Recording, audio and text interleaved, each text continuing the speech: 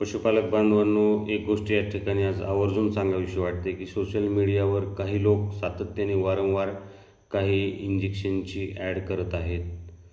परंतु ते लोक कुणी असोत, कशाची ते ॲड करत असोत, ॲड अशा प्रकारे केली जाते की अमुक अमुक इंजेक्शन दिल्यानंतर आपली गाय निश्चितच गाभण राहील. परंतु त्याच्याकडे लक्ष देण्यापूर्वी, त्या गोष्टीचा अंमल करण्यापूर्वी आपण आपल्याला काही प्रश्न विचारायला पाहिजेत की आपली गाय निश्चितच गाभण राहू शकते नैसर्गिकरित्या का?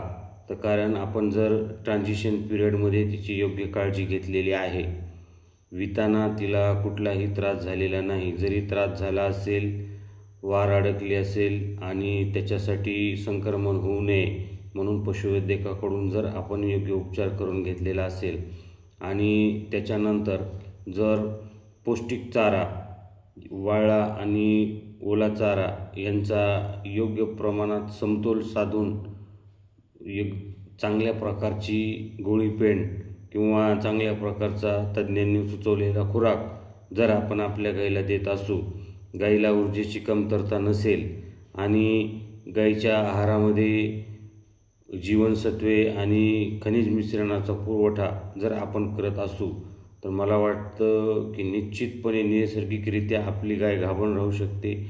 कुठल्याही इंजेक्शनचा आर्थिक बोजा सहन करण्याची आपल्याला गरज नाही. आणि शेवटी एक हार्मोन गाईच्या शरीरात गेलं किंवा कुठल्याही प्राण्याच्या शरीरात गेलं तर ते निश्चितच त्या ठिकाणी अनेक बदल घडवत असतं आणि सवय लागू शकते. हा तज्ज्ञांचा विषय आहे. परंतु आपण सगळे पशुपालक एक काय म्हणता येईल त्याला की आपण सगळे जागरूक पशुपालक आहोत. जी गोष्ट लास्ट स्टेपला वापरायची ती फर्स्ट स्टेपला वापरू नका, इतकंच मला सांगायचं होतं. लोक ॲड करतात, काही फायदा त्यांचा असतो, परंतु शेवटी आपली आर्थिक बाजू विचारात घेऊन आपली गाय एकदम नैसर्गिकरित्या निरोगी कशी राहील आणि प्रत्येक वर्षाला एक वासरू कसं मिळेल हे आपल्याला पाहायचं आहे. इतकंच सांगण्यासाठी आजचा व्हिडिओ होता. नमस्कार.